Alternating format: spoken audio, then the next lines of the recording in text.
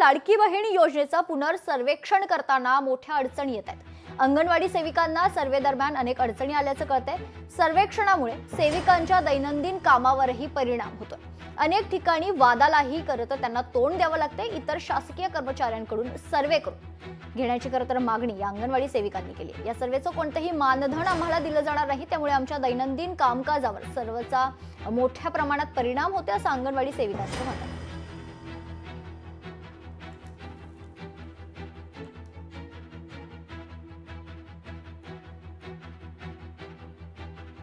मुख्यमंत्री लाडकी बहीण योजनेचं सर्वेक्षणाचं काम आणि पडताळणीचं काम सध्या सुरू हाती घेण्यात आलेलं आहे।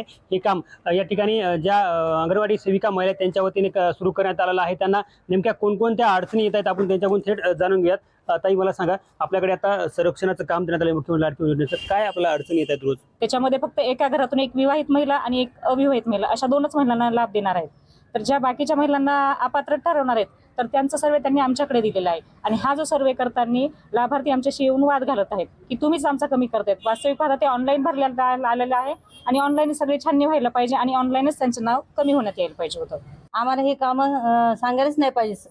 आम्हाला करताना खूप अडचणी येत आहेत। आम्ही आता घरोघरी दारोदारी जाऊन कोणाच्या घरी कोणी कामाला गेलेलं आहे, कोणी कुठं गेलेलं आहे।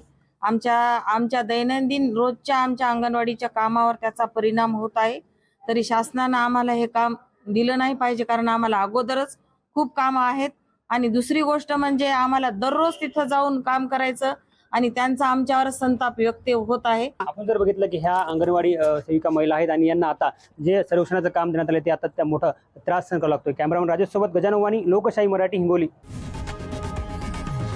लोकशाही मराठी, ऐका, पहा, जागरूक रहा।